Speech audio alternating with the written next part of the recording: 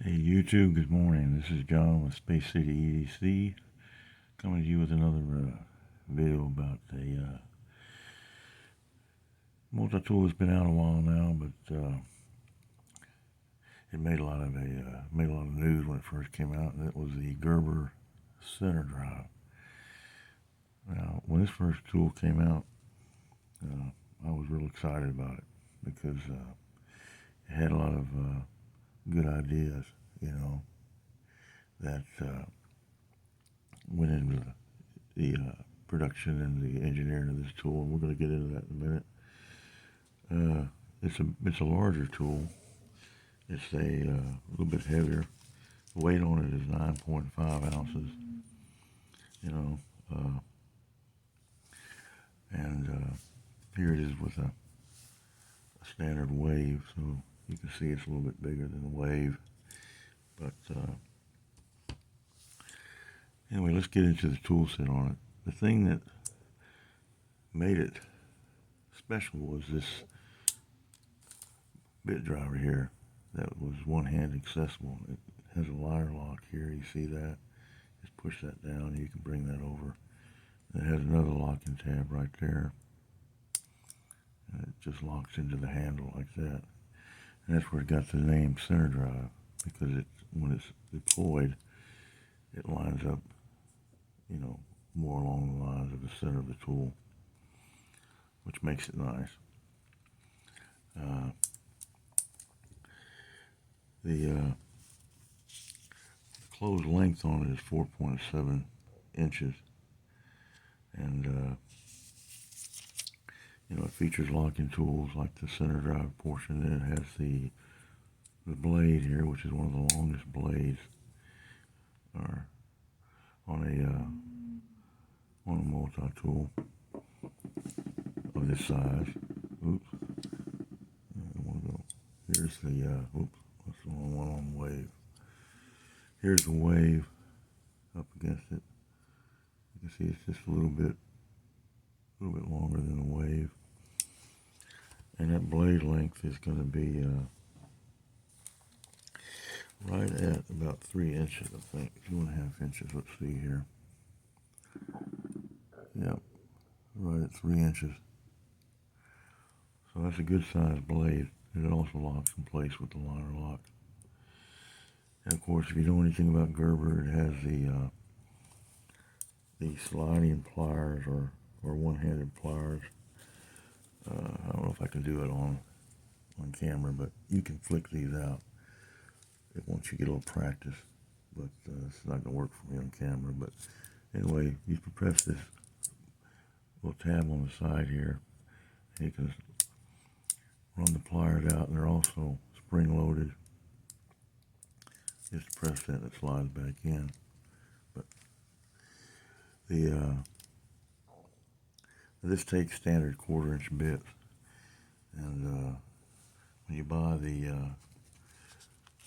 it comes with this Velcro sheath here, which is pretty nice. It has 2 pockets in it, and it comes with a bit kit here, which has multiple different kind of bits, hex bits, flat tips, cross points, and they just fit in there like this. So it all is in there pretty good. And all these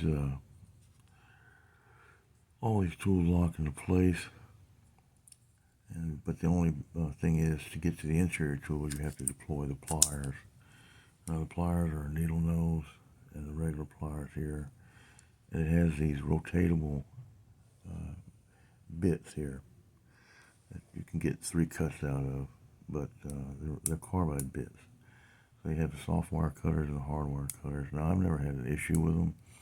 A lot of people have said they've had issues with them shattering on them when they go to cut something hard, but in my line of work, we don't get into too many things that are that heavy duty as far as cutting wire and whatnot. Most of my stuff is electrical wire. So anyway, it has this extra bit holder over here that you can carry a bit with you. It also has a metric and standard ruler on the inside of the handle here, which I don't know how much use you'd get out of that, but I haven't really used it much. But the interior tools, you have to open it up to get them out, and they all lock in place. It has a file, which is an okay file. It doesn't have a real cutting edge on it. It has a finer side and like a cross cut side over here. It has the serrated blade, which works real well. I've used that quite a bit. And it has a kind of a innovative tool here. It's a little pry bar, which is really thick, and it can be used as a bottle cap lifter and also a can opener. If you're careful with it, you can use it as a can opener. It's not called out as a can opener, but you can use it as a can opener. And it also has this awl, which is very sharp, the point on it. So, pretty good awl for punching holes and whatnot.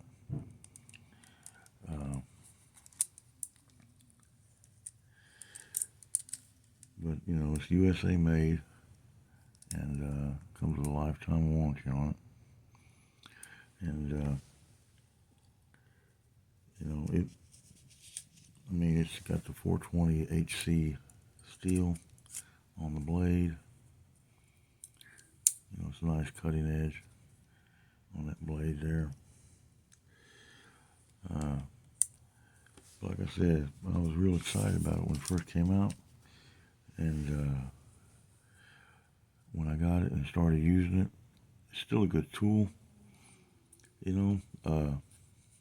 I still carry it from time to time. However, I started carrying a Surge, which has a little bit more features on it, and most of the tools are outside accessible that you're going to use. Now this thumb rest right here, which is nice when you're going to bear down on something, but it also acts as a release for the tools.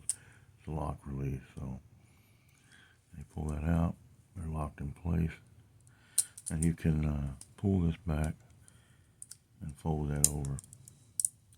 So now when I bought this one, it was about $100, and it came with the bit kit and the sheath. And now they go anywhere from $135 on the website and up, depending on what you get with them. Like I said, the big deal was the Centerdrive mechanism on it. However, if you take a Leatherman and you put it in the pistol position, they call it, like this, you can pretty well line that up with the center of the tool too. It gives you a good turn and access on the Leatherman. But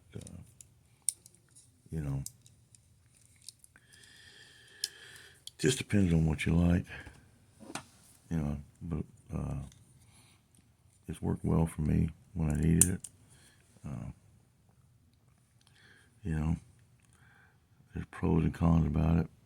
Things I like about it. Of course, I like the 3 accessible tools, which is what made it, which was what got me interested in it. I like the Centerdrive, being able to kick that out there when you need a screwdriver. I like it having the outside accessible blade, and of course I like the one-handed pliers. However, my Leathermans also have outside accessible tools, So, and this isn't a comparison between the two, it's just the facts, It depends on what you like. I like the file on the Leatherman a lot better. It's got that diamond-coated file and the cross-cut file, and it's got a cutting edge on the file here, which I think works out a lot better. It has a saw, which I don't really use a saw too much, but it's there if you need it. But that's pretty much it in a nutshell.